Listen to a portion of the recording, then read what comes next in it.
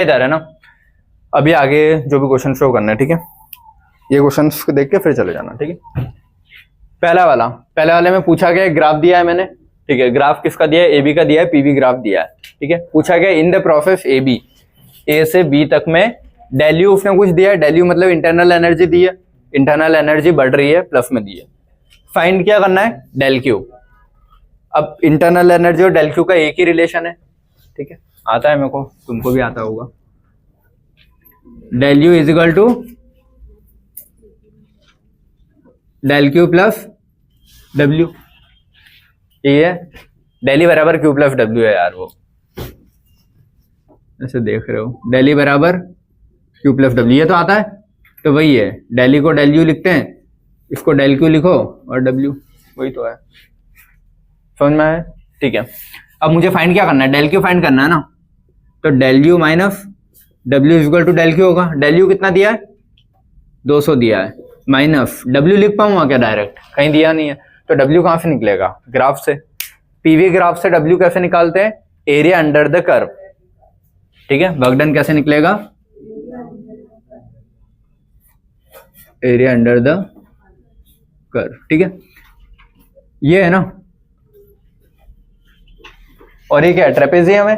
Trapezium का formula क्या होता है, work done half of sum of parallel side, ये कितना है 4, ये कितना है 2, तो 4 plus 2 sum of parallel side into half into sum of parallel side into distance between the parallel side. Distance between parallel side कितना है 3 - 1 2, तो 2 हाफ इंटू 4 + 2 6 इंटू 2, 2 से 2 गया तो ये क्या आएगा 6।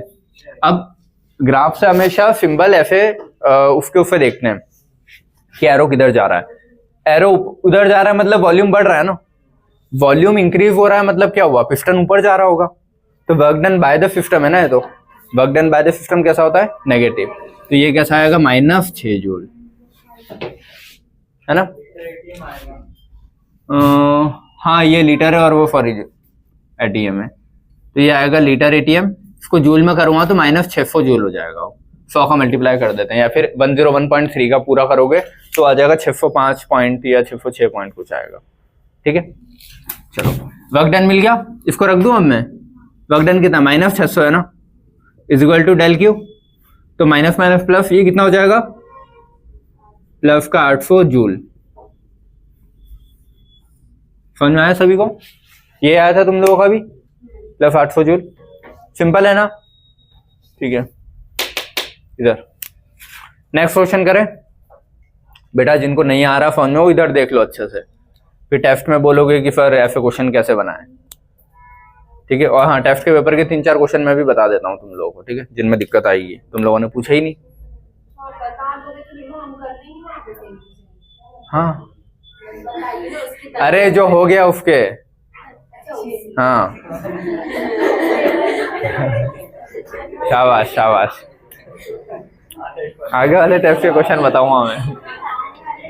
चलो इधर बेटा, सॉरी इधर, ये भी ग्राफ भी क्या पीवी ग्राफ दिया, ऑप्शन ये दिए हैं, ऑप्शन बेटा बात नहीं, इधर ऑप्शन क्या दिए, Q1 मोर देन Q2 होगा, Q2 मोर देन Q1 होगा, Q1 बराबर Q2 होगा।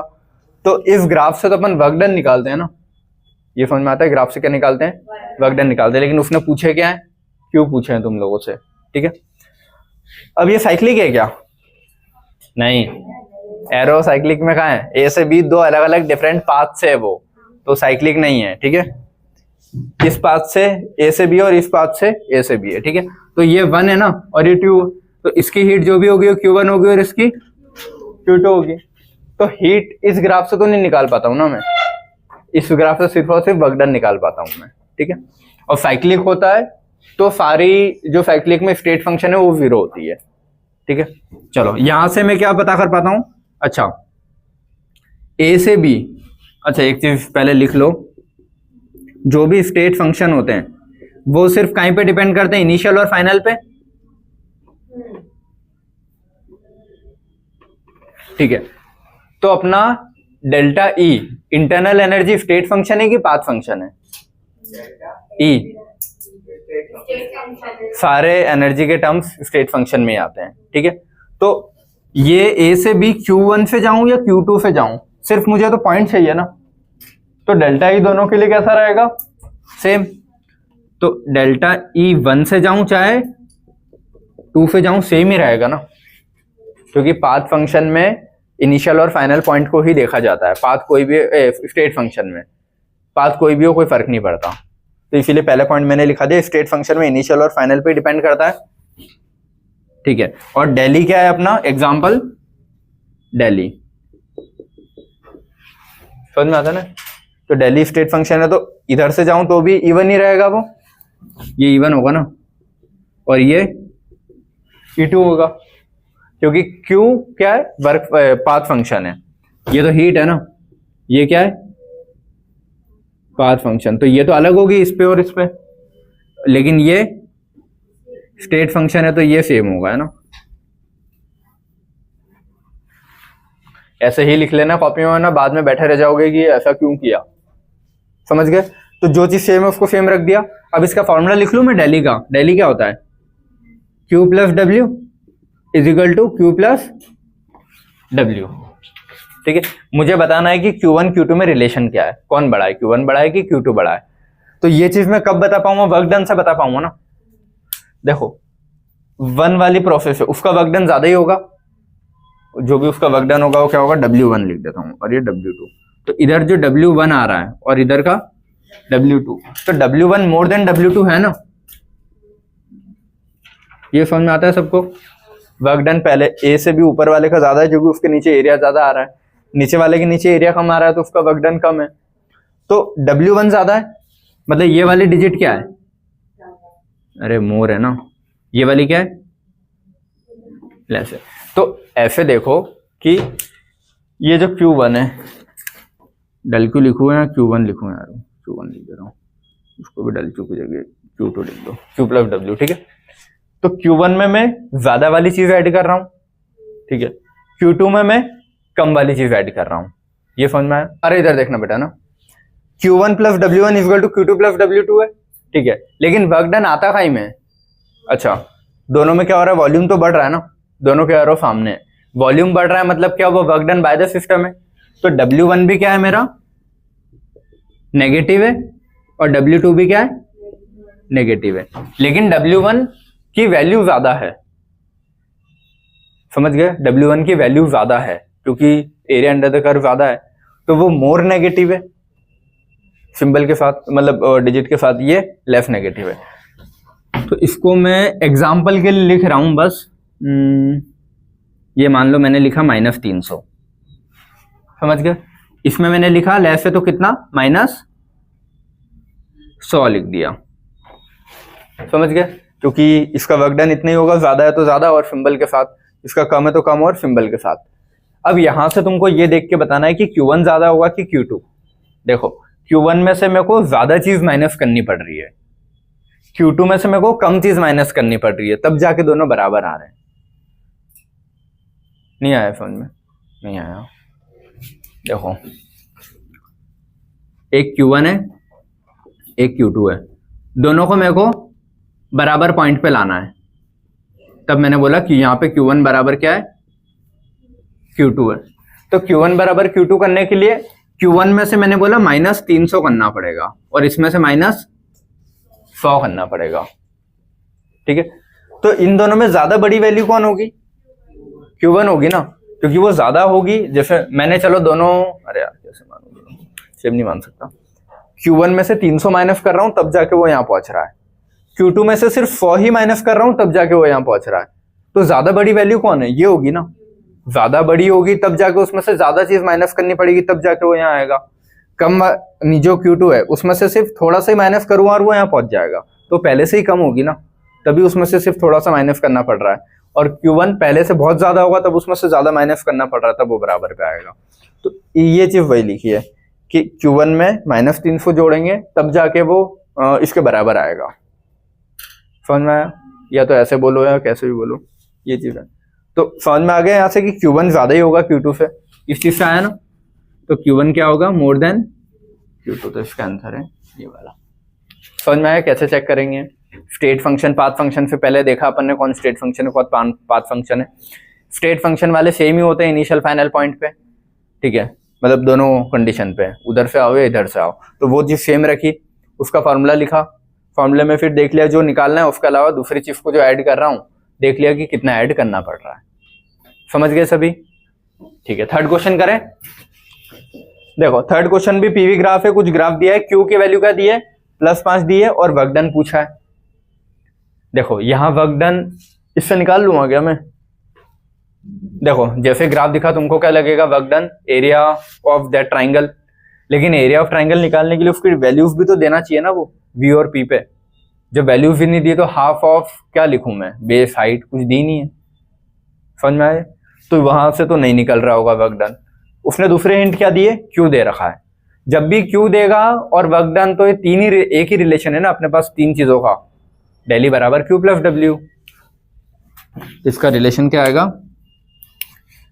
डेली बराबर क्यू प्लस डब्ल्यू।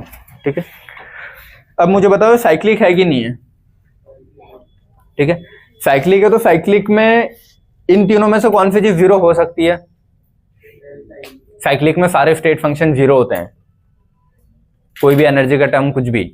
ठीक है, तो for cyclic del U zero हो जाएगा ना,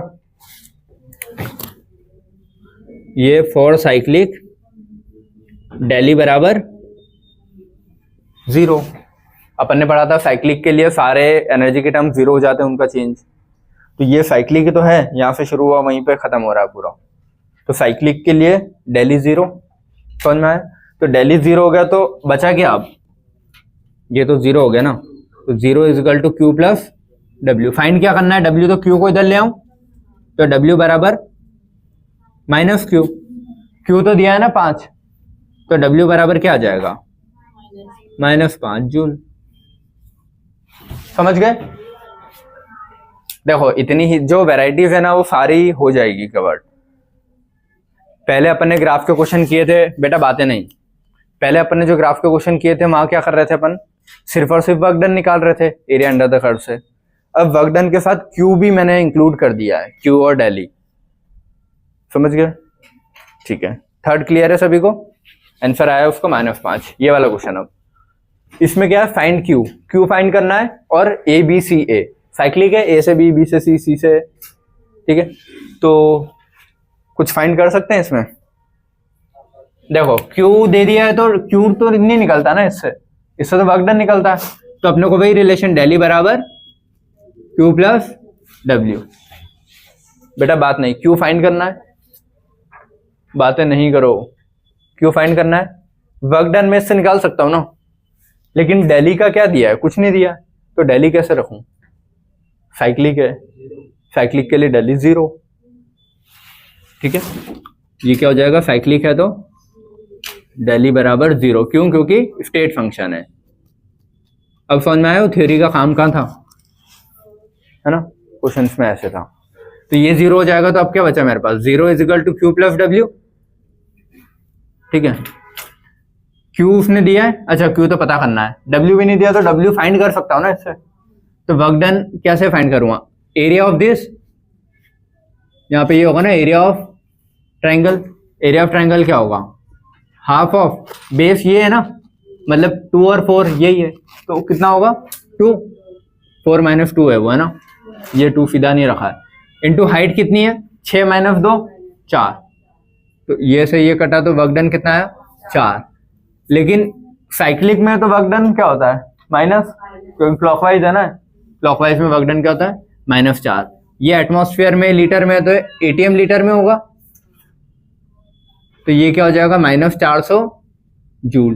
100 का मल्टीप्लाई कर देंगे, 101.3 का मल्टीप्लाई से। ठीक है, तो 0 is equal to Q plus -400, तो क्यू क्या आ जाएगा तुम्हारा +400 जूल, राउंड फिगर में। समझ में आया सभी को है?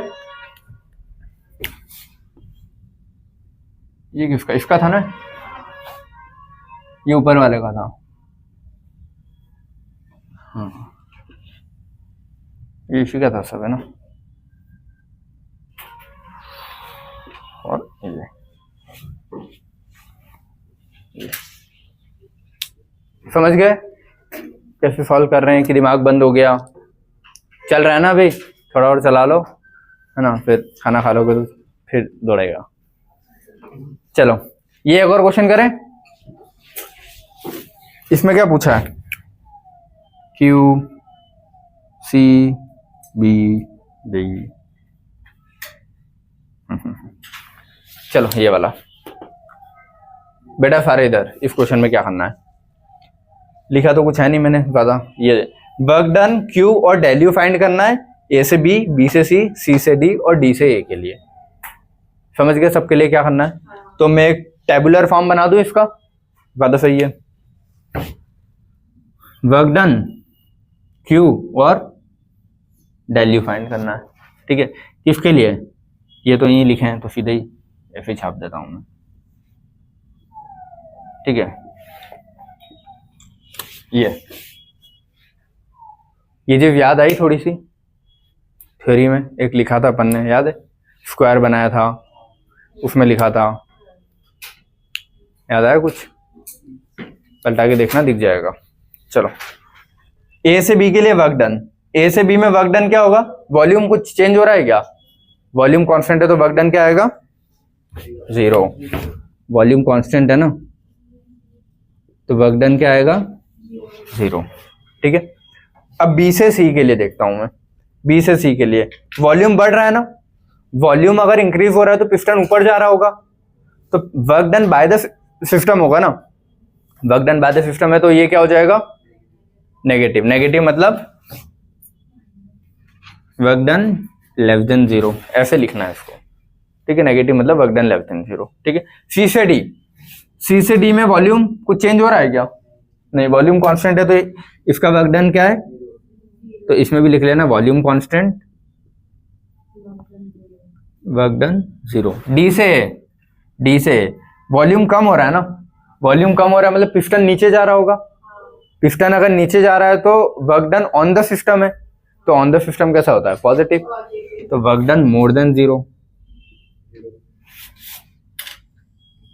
अरे समझ गए ये क्या है? ठीक है, गुड। क्यू और डेल्यू। क्यू निकालने के पहले डेल्यू चेक कर लेंगे अपन, ठीक है। ये अब डेल्यू चेक किया कैसे तुम लोगों ने? इंटरनल एनर्जी एक ही चीज पे डिपेंड करती है, टेम्परेचर पे। टेम्परेचर बढ़ाते हैं तो इंटरनल एनर्जी बढ़ती है, टेम्परेचर घटाते हैं तो इंटरनल एनर्जी घटती है। एक स्टेटमेंट लिख लो मार्जिन के ऊपर, लिखो internal energy only depends on temperature. Internal energy only depends on temperature. Temperature increase, internal energy increase. Temperature decrease, internal energy decrease. Temperature only depends on, sorry, internal energy only depends on temperature. मैं लिख दूं internal energy only depends on temperature. Temperature increase तो internal energy increase, temperature decrease तो internal energy decrease. Clear है कि नहीं है? हो गया होगा शायद। लिखा है पॉइंट सभी ने? इसके वहीं लिख लेना है, मार्जिन पे जहां लिखना है लिख लेना हो पॉइंट, ठीक है बेटा, बातें नहीं। अब डेल्यू इंटरनल एनर्जी चेक करना है, ये सिर्फ और सिर्फ किस पे डिपेंड करता है? Only depends on.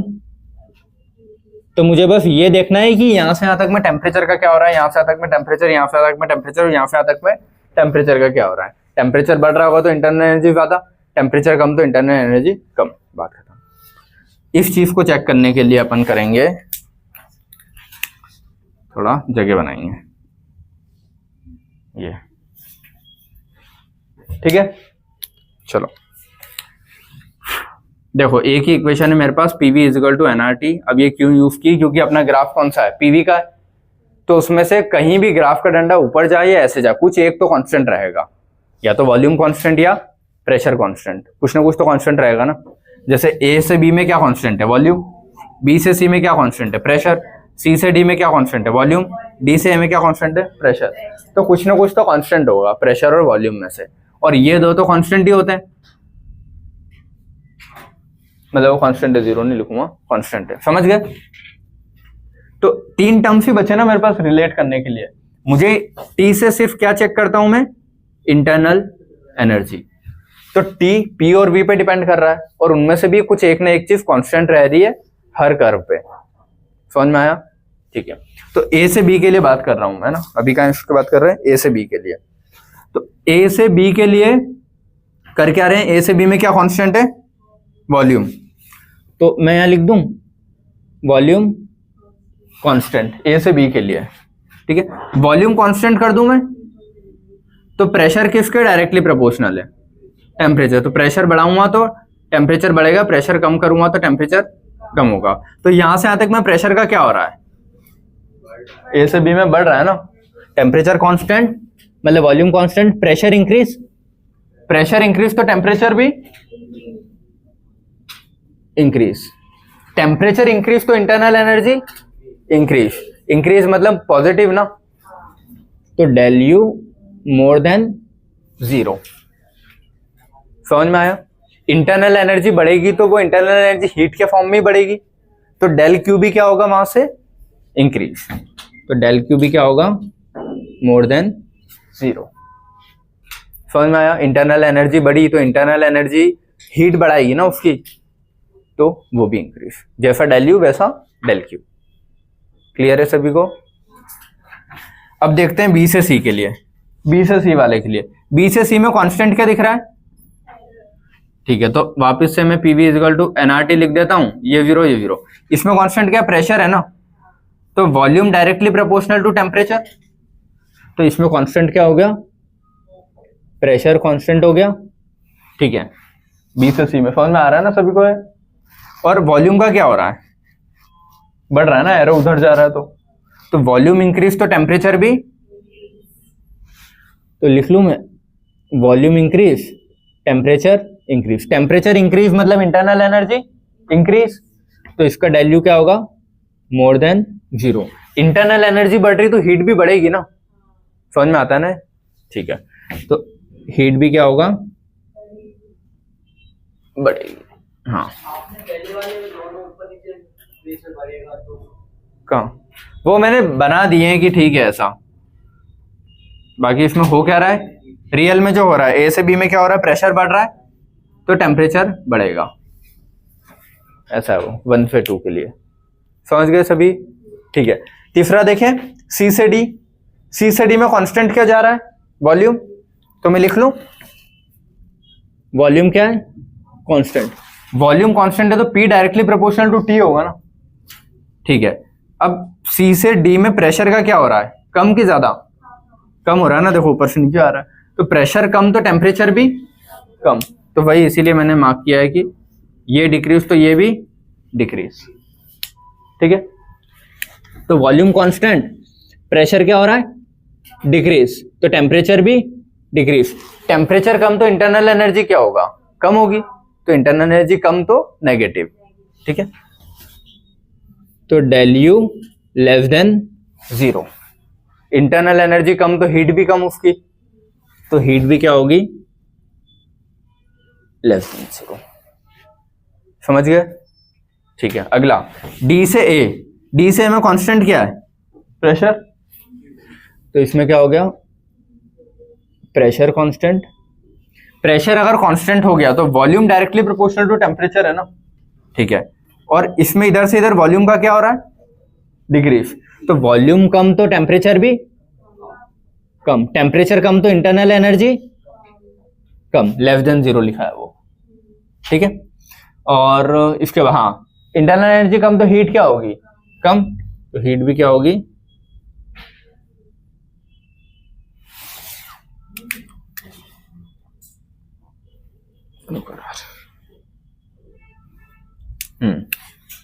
इसका डेल क्यू क्या होगा, लेस देन 0।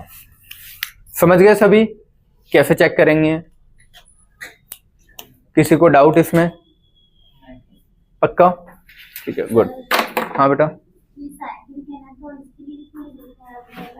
अपन साइक्लिक में चेक, देखो पूरे के लिए नहीं देख रहे हैं, पूरे के लिए बोलोगे तो इंटरनल एनर्जी 0, मतलब चेंज इन इंटरनल एनर्जी 0, लेकिन मैंने सिर्फ ए से बी का पूछा है, तो ए से बी साइक्लिक थोड़ी ना है, बी से सी साइक्लिक थोड़ी ना है।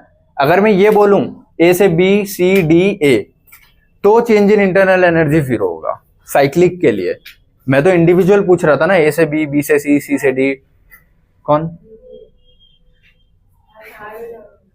अच्छा, इस चीज में अगर लिखना हो तो तुम लोग लिख लेना एक बार कि अगर मैं ये बोलूं ना कि ए बी सी डी ई के लिए, A B C D A sorry इसके लिए, तो ये साइक्लिक है ना, तो साइक्लिक के लिए डेली क्या होगा? लेकिन यहां मैंने साइक्लिक का थोड़ी ना पूछा था तुमसे, मैंने ए से बी का अलग पूछा है, बी से सी का अलग पूछा है, सी से डी का अलग पूछा है, डी से ए का अलग पूछा है। तो अलग अलग पूछे है तो वो इंडिविजुअल 0 थोड़े ना है, समझ गए? ठीक है। और ये चीज लिखना हो तो तुम लोग वैसे ग्राफ में क्या ही लिखोगे, ए से बी में कांस्टेंट क्या है? वॉल्यूम। तो ये लिख सकते हो कि वॉल्यूम कांस्टेंट और प्रेशर इंक्रीज। बी से सी में कांस्टेंट क्या है? Pressure constant, volume increase. C से डी में कांस्टेंट क्या है? Volume constant, pressure decrease. D से में कांस्टेंट क्या है? Pressure constant, volume decrease. ठीक है। और temperature directly proportional to internal energy, internal energy directly proportional to heat. ठीक है। और डेली डायरेक्टली प्रोपोर्शनल क्या होगा? क्यू के। समझ गए ये चीज? कोई डाउट इसमें किसी को? ठीक है। और ये del U directly proportional to Q ऐसे नहीं आया है, डेली बराबर क्यू प्लस डब्ल्यू से आया है। डब्ल्यू 0 होगा तो डायरेक्टली हो जाएगा, और डब्ल्यू 0 नहीं है तो उसकी जब वैल्यू रखोगे माइनस प्लस तो वो सेम ही निकल के आएगी कि ये 0, ये इंक्रीज तो ये इंक्रीज, ये डिक्रीज तो ये डिक्रीज सभी का। कोई डाउट इसमें किसी को? ये टेबल समझ में आई? ठीक है, गुड। अगले क्वेश्चन सब, find the relation between del H and del U. Del H क्या है? एंथैल्पी है, डेल यू क्या है? Internal energy. तो इंटरनल एनर्जी और एंथैल्पी के बीच में रिलेशन चाहिए। रिलेशन तो मुझे याद है, ठीक है, क्वेश्चन दिया है कुछ, ठीक है। रिलेशन में लिख लूं, del H equal to del U plus delta N G R T, ठीक है। या फिर इस delta N G R T को डेल पी वी या पी डेल वी या वी डेल पी अलग अलग लिखे थे अपना, कांस्टेंट प्रेशर, कांस्टेंट वॉल्यूम और इन रिएक्शन के लिए याद ही नहीं होंगे, कोई बात नहीं। देखो, तो डेल एच डेल यू का रिलेशन चाहिए तो इससे पता लगेगा ना, और इसमें से मैं सिर्फ एक ही चीज पता कर पाऊंगा, ये, क्योंकि रिएक्शन से क्या पता करता हूं। तो डेल्टा एन जी क्या होता है? प्रोडक्ट में गैस कौन है? एक ही है। रिएक्टेंट में है क्या? कुछ नहीं। इसका आगे कितना कुछ नहीं लिखा तो 1, तो 1 माइनस 0। तो डेल्टा एन जी की वैल्यू क्या है मेरी? +1 है ना, पॉजिटिव है, ठीक है। तो अगर ये चीज ज्यादा है तो मुझे इसमें कुछ जोड़ना पड़ रहा है तब जाके ये बन रहा है। तो बड़ा कौन होगा? डेल यू की डेल एच? डेल एच बड़ा होगा ना, क्योंकि इसमें कुछ जोड़ने के बाद वो आ रहा है। तो यहां से मुझे क्या समझ में आया? Del H more than del U, ठीक है। अब ऐसे अलग अलग बहुत सारी रिएक्शन दे सकता है वो, और सबके लिए डेल एच डेल यू का रिलेशन पूछता है। और ये क्वेश्चन मैंने थ्योरी में ही लिखवा दिए थे, अलग अलग रिएक्शन करके कि डेल्टा एनजी निकालो, डेल्टा एनजी से कौन ज्यादा कौन कम। याद आया? थ्योरी के पन्ने पलटा के देखना, सेम ऐसे बहुत सारे रिपीटेड क्वेश्चंस थे, ठीक है। अगला क्वेश्चन करें। अगला क्या? Find the value of del H minus del E. क्या पूछ रहा है वो? Del H minus del E पूछ रहा है for reaction at 25 degree centigrade in kilo joule, ठीक है। तो मैं लिख लूं रिलेशन पहले, del H equal to del E और ठीक है plus delta N G R T. समझ में आया सभी को? ठीक है। पूछा क्या उसने? Del H minus del E पूछा है ना, is equal to delta N G R T. ये चीज तो पूछी थी, क्लियर हुआ? तो delta N G R T तो पूछ रहा है। डेल्टा एन जी क्या होगा इसका? प्रोडक्ट में गैस और रिएक्टेंट में गैस। प्रोडक्ट में कितनी है? 12, रिएक्टेंट में कितनी है? 15। तो डेल्टा एन जी क्या आ जाएगा? -3। ये समझ में आया?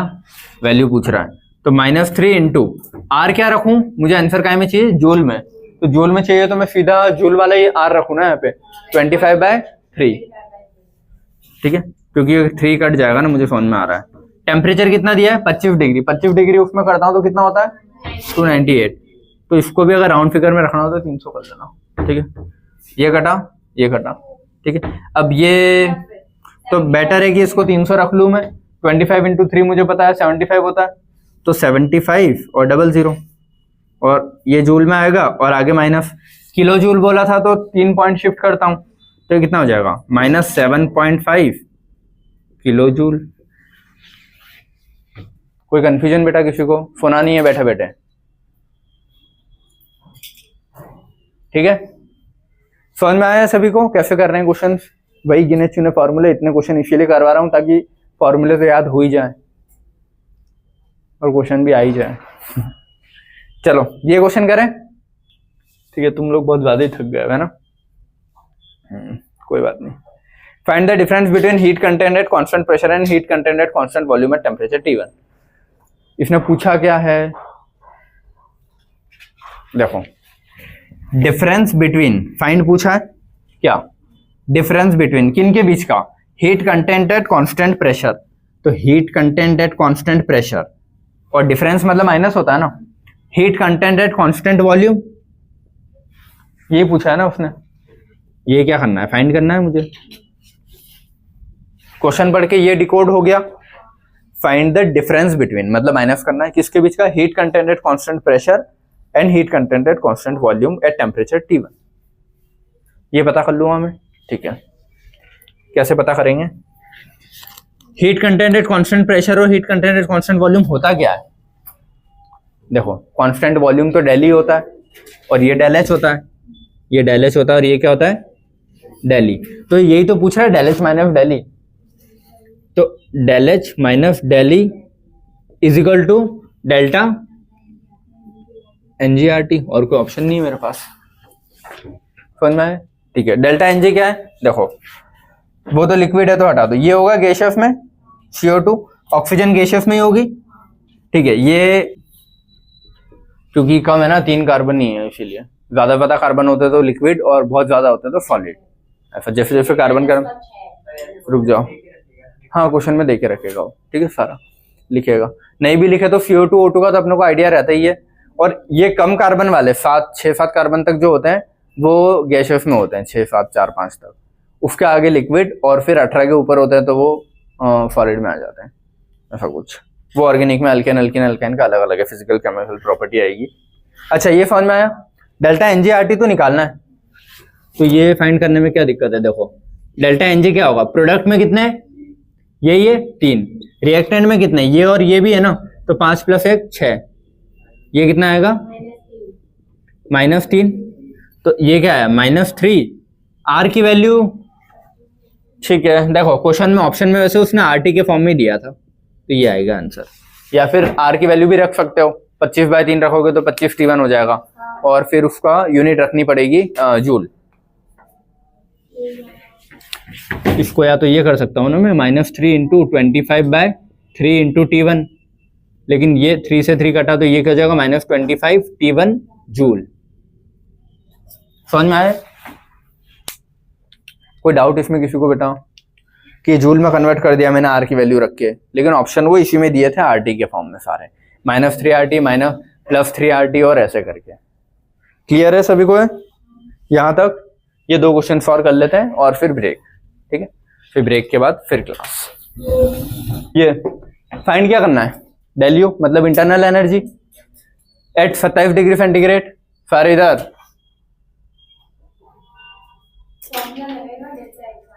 ठीक है। और डेल एच दिया है। देखो गिवन क्या है? इस रिएक्शन की हीट गिवन है, रिएक्शन से कितनी हीट निकल रही है वो गिवन है, और डेल यू पूछा है। तो डेल यू डेल एच का एक रिलेशन है ना मेरे पास, del H equal to del E plus delta NGRT। Del H कुछ दिया है 82, ठीक है? डेल ई पता करना है प्लस डेल्टा NG, तो डेल्टा NG में निकाल सकता हूं ना, प्रोडक्ट में गैस कौन है? एक ही है, रिएक्टेंट में कुछ नहीं है तो 0, तो डेल्टा NG क्या आया? 1। तो 1 × R क्या रखूं? 25/3 रख लेता हूं, जूल में है तो जूल में ही कर देता हूं सीधा। टेम्परेचर कितना दिया है? 27 मतलब 300 ही होता है, ये से ये कटा तो कितना हो गया? 82 - 2500 इज इक्वल टू डेली, तो ये कितना आएगा? 2418 माइनस का joule is equal to Delhi. समझ में आया सभी को है कैसे किया? क्लियर है? चलो अगला क्वेश्चन करें। क्वेश्चन इतने हैं कि कॉपी के तो सारे कर ही लेना, उसके बाद कोई भी बुक एक उठा लेना जो तुम करोगे, ठीक है? सारी वैरायटीज कवर्ड होगी यहाँ पे। अच्छा, मुझे नहीं लगता कि छुट्टी होगी, कोई छूटे तो बता देना मेरे को भी, ठीक है? चलो ये लास्ट क्वेश्चन है अभी इस बोर्ड का, फिर एक बोर्ड और है, तब अपने इसके क्वेश्चन कवर हो जाएंगे। फिर नया टॉपिक पढ़ना अपने को एंट्रोपी से, second law entropy, third law, zeroth law और आगे का पार्ट। कल का दिन और लग जाएगा यार तुम्हारी वजह से। चलो 1 mole of a non ideal gas, ठीक है? देखो अंडरगो स्टेट फ्रॉम इतना ये टू इतना ये T1 दिया है, V1 दिया है और T1 दिया है, P2 दिया है, V2 दिया है और T2 दिया है। यहां से कहां हो रहा है वो? यहाँ पे शिफ्ट हो रही है। पहले गैस इतने प्रेशर इतने वॉल्यूम इतने टेम्परेचर पे थी, बाद में इतने प्रेशर इतने वॉल्यूम इतने टेम्परेचर पे। डेल यू कुछ दिया है उसने, ठीक है? पूछा गया है डेल एच, तो डेल यू डेल एच का रिलेशन पता है ना मुझे, पता है कि नहीं? डेल एच बराबर डेल यू या del E plus delta NGRT. लेकिन कोई रिएक्शन नहीं दिया तो डेल्टा एनजी तो निकाल ही नहीं पाऊंगा मैं, कुछ नहीं दिया है तो डेल्टा एनजी वाला तो नहीं लग रहा फॉर्मूला। फिर यहाँ अपन ने प्रेशर और वॉल्यूम के लिखे थे, कांस्टेंट प्रेशर पे पी डेल वी था। देखो यही चीज पी डेल वी कब हो रही थी? कांस्टेंट प्रेशर पे। यही चीज वी डेल पी कब हो रही थी? कांस्टेंट वॉल्यूम पे। लेकिन यहाँ प्रेशर और वॉल्यूम दोनों ही चेंज हो रहे हैं ना, तो इसको एक और अपन ने लिखा था ना डेल पीवी, ये करके लिखा था, याद है? तो मैं इसको डेल पीवी लिख लूं सीधा, क्योंकि दोनों ही चीजें चेंज हो रही है। एक कोई कांस्टेंट होता तो उसके हिसाब से मैं रखता, प्रेशर कांस्टेंट होता तो पी डेल वी रख देता, वॉल्यूम कांस्टेंट होता तो वी डेल पी रख देता, ठीक है? और डेल्टा एनजी रिएक्शन की होती तो वो रखता। लेकिन दोनों ही चेंज हो रहे हैं तो मेरे को क्या करना पड़ेगा? Del PV. डेल पीवी का मतलब क्या है? P2 V2 minus P1 V1। समझ में आया सभी को? तो del H is equal to del U plus del, मतलब ये P का भी डेल और V का भी डेल, तो ये हो जाएगा तुम्हारा P2 V2 minus P1 V1, ये होगा ना। फाइनल माइनस इनिशियल लिखते हैं, तो final pressure volume, final initial pressure volume, ठीक है? P1 V1 सब दिया है, सब कुछ दिया है उसने, ठीक है? ठीक है, del H equal to 40 plus P2 कितना है? 4, V2 कितना है? 5। ये लीटर एटमॉस्फेयर में सब है ना, तो आंसर लीटर एटमॉस्फेयर में आएगा। माइनस P1 V1 कितना है? 1 इंटू 3, तो ये कितना हो जाएगा तुम्हारा? 40 प्लस 5 4 20 माइनस 3, तो ये हो जाएगा 20 माइनस 3 17, 17 इसमें जोड़ेंगे तो 50 और 7 57 लीटर ATM, तो ये हो जाएगा 5700 जूल।